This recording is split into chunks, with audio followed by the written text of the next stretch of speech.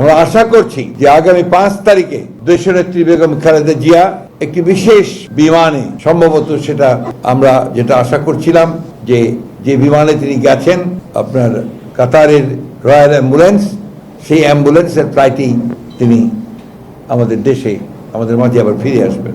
স্বাভাবিকভাবে আমাদের মধ্যে প্রচন্ড আবেগ আছে। প্রতিটি দেশপ্রেমিক মানুষ আজকে তারা অত্যন্ত উৎসাহিত, উজ্জীবিত যে তাদের প্রিয় নেত্রী দেশে ফিরে আসবেন এবং তাকে প্রপার অভ্যর্থনা জানানো, এটা আমাদের নৈতিক দায়িত্ব। শুধু বিএনপি নয়, সারা দেশের মানুষ আজকে তাকে সেই অভ্যর্থনা জানাতে প্রস্তুত হয়ে আছে।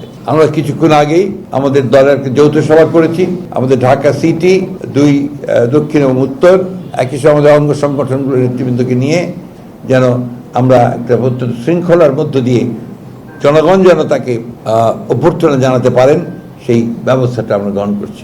ইতিমধ্যে গতকালও আমরা এটা নিয়ে বসেছিলাম, প্রশাসন এবং আমাদের ভারপ্রাপ্ত চেয়ারম্যান মহোদয়ের সঙ্গে আমাদের আলোচনা হয়েছে, তিনি পরামর্শ দিয়েছেন।